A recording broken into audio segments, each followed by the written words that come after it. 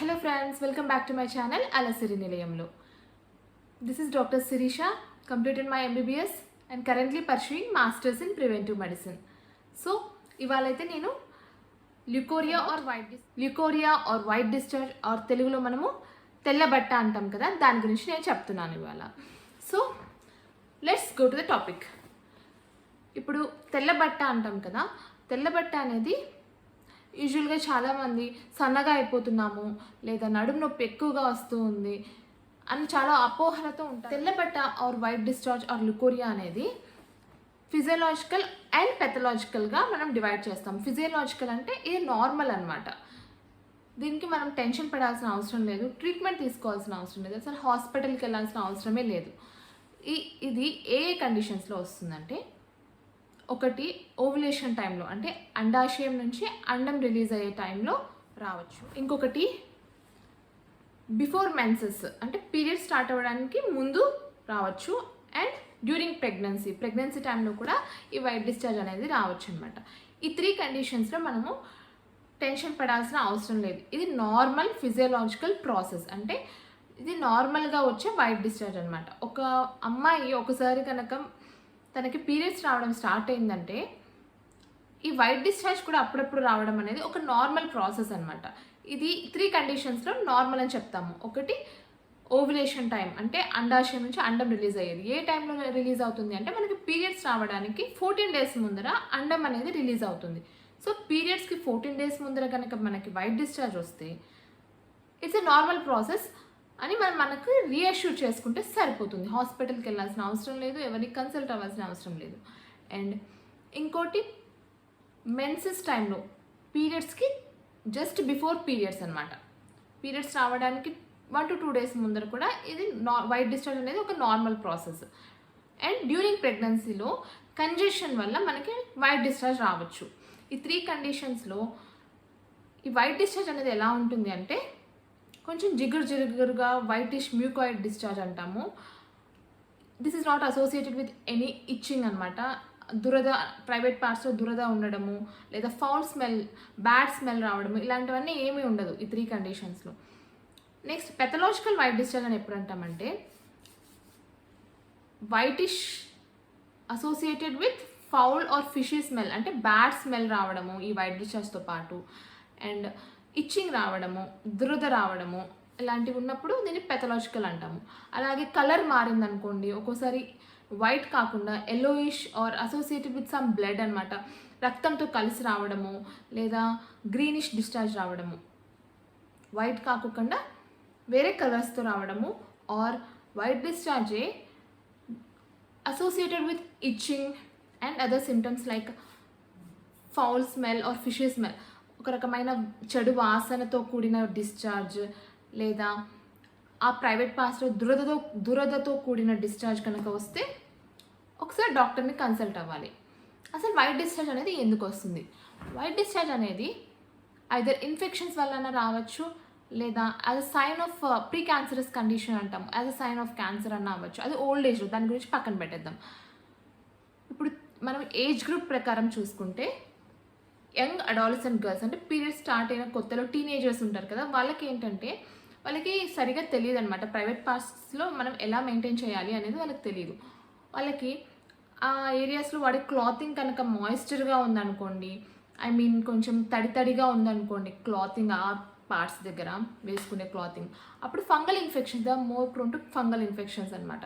అలాంటప్పుడు వాళ్ళకి కొంచెము దురద ఎక్కువగా రావడము, ఇచ్చింగ్ ఎక్కువగా ఉండడము, associated with some foul smelling white discharge వస్తుంది. కర్డీ వైట్ డిశ్చార్జ్ అంటాము, అంటే మనకి మీగడ కన్సిస్టెన్సీలో ఉంటుందన్నమాట. కర్డీ వైట్ డిశ్చార్జ్ వస్తుంది అసోసియేటెడ్ విత్ ఇచ్చింగ్ అనమాట. ఇది usually common in young adolescent girls, అంటే టీనేజర్స్లో పీరియడ్స్ స్టార్ట్ అయిన కొత్తలో ఉంటారు కదా గర్ల్స్, వాళ్ళకి ఏంటంటే మెయింటైన్ చేయడం సరిగా తెలియదు కాబట్టి ప్రైవేట్ పార్ట్స్ని హైజీనిక్గా, ఒక్కోసారి ఏంటంటే మాయిశ్చర్ ఎక్కువగా ఉందనుకోండి ఆ పార్ట్స్లో, అప్పుడు they are more prone to fungal infections.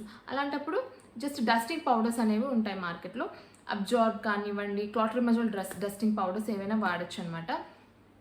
And 20s to 30s అనమాట, సెక్చువల్లీ యాక్టివ్ విమెన్ వీళ్ళకి ఏంటంటే usually they are more prone for bacterial infections. Partner నుంచి అయినా రావచ్చు, or either usage of some tampons లేదా barrier methods of contraception like condoms అలాంటివి వాడినప్పుడు దాని ద్వారా అలర్జీ ప్రోన్ అవ్వడం వల్ల దాని ద్వారా రావచ్చు, ఆర్ పార్ట్నర్ నుంచి రావచ్చు.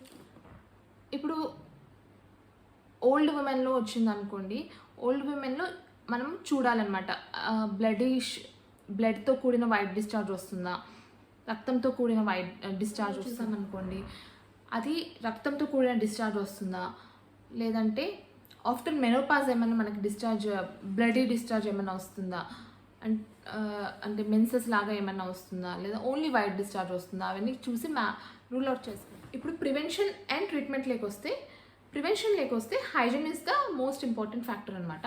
హైజీన్ మెయింటైన్ చేయడం ప్రైవేట్ పార్ట్స్లో అనేది చాలా important. Especially during periods at least 3 to 4 అవర్స్కి ఒకసారి మనం శానిటరీ ప్యాడ్ అనేది మారుస్తూ ఉండాలి. గర్భసంచి అనేది ఇలా ఉంటుందండి. యుటరస్, సర్విక్స్ అండ్ వెజైనా అని. వెజైనాలో అసిడిక్ pH అనేది ఉంటుందన్నమాట. అంటే ఆ pH మెయింటైన్ చేయడం అనేది చాలా ఇంపార్టెంట్.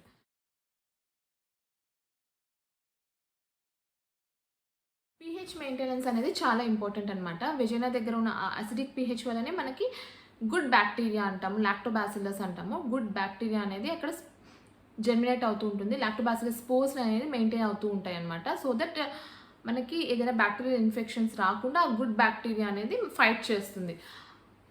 ఎక్కువగా సోప్స్ వాడడం వల్ల లేదా ఎక్కువగా సెంటెడ్ వైప్స్ వాడడం వల్ల ఏం జరుగుతుందంటే ఆ గుడ్ బ్యాక్టీరియా అనేది డిస్ట్రాయ్ అవుతుంది. సో pH అనేది మెయింటైన్ అవ్వదు మనకి ప్రైవేట్ పార్ట్స్ దగ్గర, ఎంట్రన్స్ దగ్గర. So more prone to infection.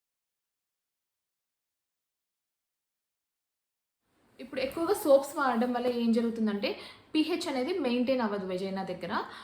Acidic pH అనేది మెయింటైన్ అవ్వకపోవడం వల్ల గుడ్ బ్యాక్టీరియా అయిన లాక్టోబాసిల్లస్ అనేది మనకి తగ్గిపోతుంది. గుడ్ బ్యాక్టీరియా తగ్గిపోతుంది కాబట్టి బ్యాడ్ బ్యాక్టీరియాని, బయట నుండి వచ్చే ఆ బ్యాడ్ బ్యాక్టీరియాని ఫైట్ చేసి ఆ గుడ్ బ్యాక్టీరియా తగ్గిపోతుంది కాబట్టి they will be more prone to infections అనమాట. సో ఎప్పుడైనా మనము నార్మల్ ట్యాప్ వాటర్తో వాష్ చేసుకుంటే సరిపోతుందండి private parts. No need to use any soap అనమాట. సోప్ కానీ వైప్స్ కానీ ఇప్పుడు వాడుతూ ఉంటారు, యంగ్ చిల్డ్రన్ ఎస్పెషల్లీ టీనేజర్స్ వాడుతూ ఉంటారండి. It's not necessary actually. Morning and evening daily twice మనం క్లీన్ చేసుకుంటే సరిపోతుంది. That too with normal or lukewarm water సరిపోతుంది. Not too cold or not too hot అనమాట. మరీ వేడి నీళ్ళు వద్దు, మరీ చల్ల నీళ్ళతో అవసరం లేదు. Just normal tap water or lukewarm water సరిపోతుంది అనమాట. ఎస్పెషల్లీ సోప్ అనేది అవాయిడ్ చేయడం బెటర్ అక్కడ private parts, so that pH అనేది మెయింటైన్ అవుతుంది. మనము బ్యాక్టీరియల్ ఇన్ఫెక్షన్స్ అనేవి ఎంటర్ అవ్వకుండా ఉంటాయి. Both the partners, wife and husband should take the treatment. ఒక్కోసారి ఆ మగ మనిషి మాకే సిమ్టమ్స్ లేవు కదా, మేము ఎందుకు ట్రీట్మెంట్ తీసుకోవాలి అనుకున్నప్పుడు ఆ ఆడ మనిషికి ఇన్ఫెక్షన్ అనేది కంప్లీట్గా పోదన్నమాట. రిపీటెడ్ ఇన్ఫెక్షన్స్ రావడం వల్ల కొన్ని ఇయర్స్ తర్వాత it may also lead to cancer. So WHO recommendation ప్రకారం మన డెవలపింగ్ కంట్రీస్లో కొన్ని కిట్స్ అనేవి రికమెండ్ చేశారు. ఆ కిట్స్ అనేవి బోత్ వైఫ్ అండ్ హస్బెండ్ తీసుకోవాలన్నమాట. హస్బెండ్ కూడా మనకి కోఆపరేట్ చేయాలి. ఒక్కోసారి మనకి యాంటీబయాటిక్ కోర్స్ అనేది వారం 10 రోజులు కోర్స్ అనేది ఉంటుంది. యాంటీబయాటిక్ కోర్స్ కంప్లీట్గా వాడితేనే ఇన్ఫెక్షన్ అనేది కంప్లీట్గా డిస్ట్రాయ్ చేయొచ్చు. అండ్ ఫైనలీ మనం గుర్తుపెట్టుకోవాల్సింది ఏంటంటే ఈ వైట్ డిశ్చార్జ్ ఆర్ తెల్లబట్ట అనేది ఒక ట్రీటబుల్ కండిషన్ అనమాట. మనం భయపడకుండా హాస్పిటల్కి వెళ్తే ఒకవేళ బ్యాక్టీరియల్ ఇన్ఫెక్షన్ వల్ల వచ్చుంటే యాంటీబయాటిక్స్ ఇస్తారు, లేదా ఫంగల్ ఇన్ఫెక్షన్ వల్ల వచ్చుంటే ఒక డస్టింగ్ పౌడర్ ఇస్తారు, ఆరెల్స్ ఫిజియోలాజికల్ అయితే జస్ట్ రీఇష్యూ చేసి పంపిస్తారు.